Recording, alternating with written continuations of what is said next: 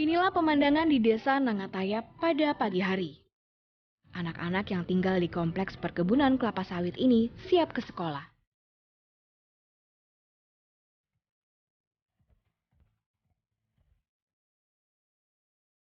Ini hari penting bagi warga desa Nangatayap.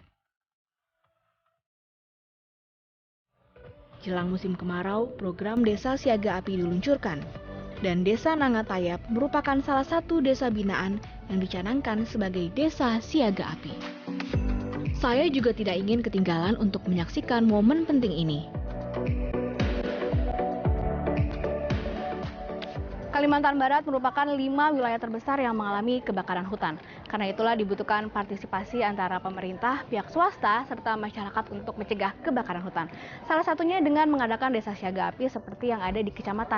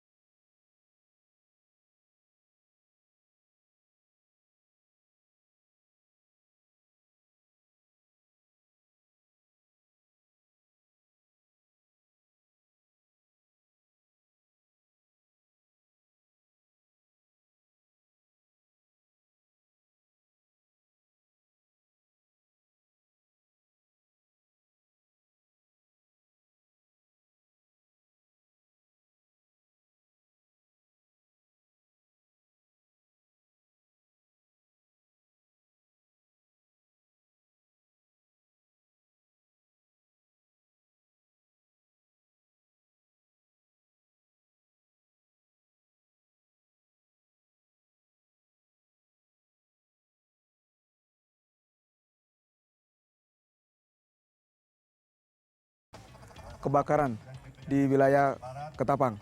Jumlah desa yang ikut tergabung ada 8 desa. Masing-masing desa membentuk satu danton, satu peleton tim kesiapsiagaan tanggap darurat pencegahan kebakaran. Seperti apa pelatihannya? Penekanannya lebih ke pembentukan mental dan fisik. Kami meragakan simulasi pemadam kebakaran yang diajarkan di Manggala Agni.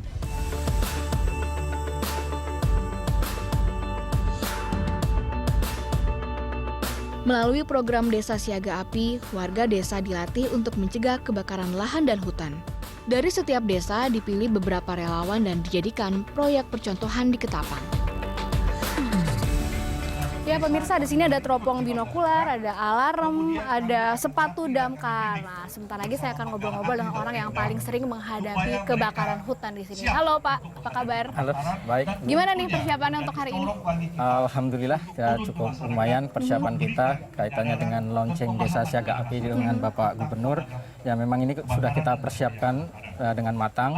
Kita sudah membentuk yang namanya Masyarakat Desa Siaga Api sebagai komitmen dari manajemen untuk bersinergi baik itu dengan pemerintah, dengan masyarakat untuk upaya pencegahan dan penanggulangan kebakaran.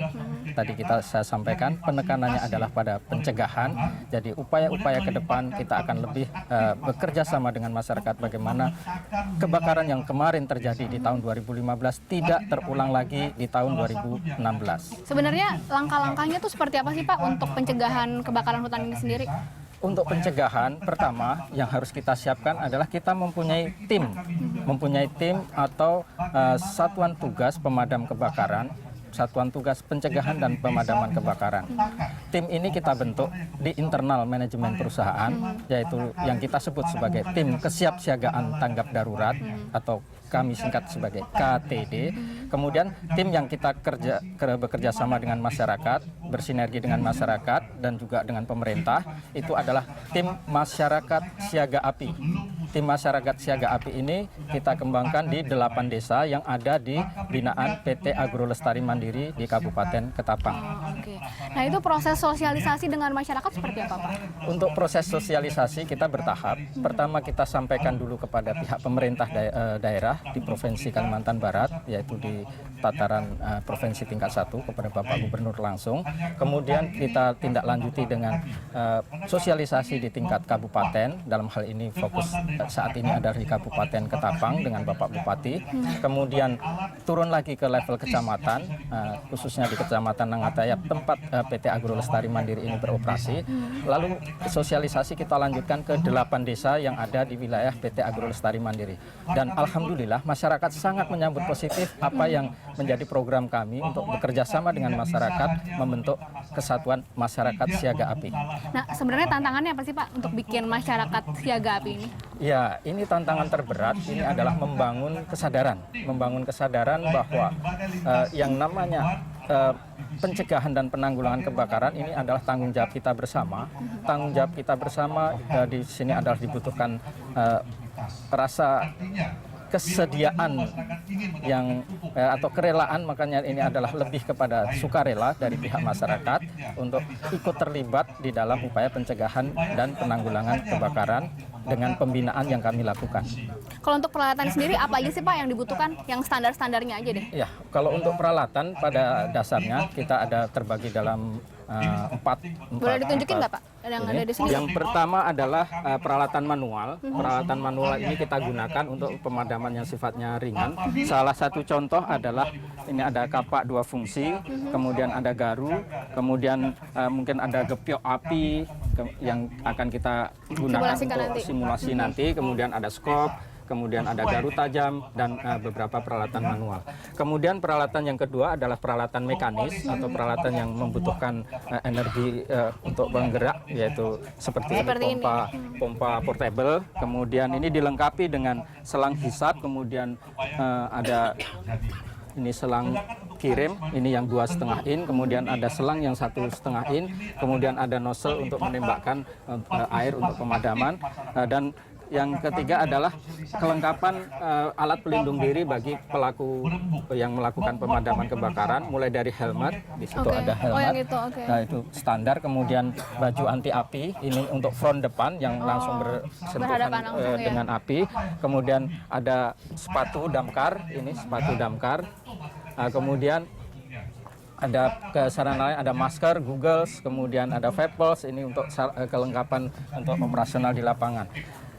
Setelah itu ada sarana pendukung lainnya untuk ini seperti misalnya untuk sarana komunikasi, ada radio HT untuk operasional di lapangan, ada megapon, kemudian ada peralatan-peralatan berat jika terjadi kebakaran besar, itu kita sudah siapkan lengkap, tangki pemadam kebakaran dilengkapi dengan mesin induk yang besar, kemudian ada alat untuk mengangkut sarana dan prasarana, kemudian ada alat berat untuk membuat sekat bakar, ataupun untuk membuat kanal dan sebagainya untuk upaya pencegahan. Nah, itu kita sudah siapkan semua.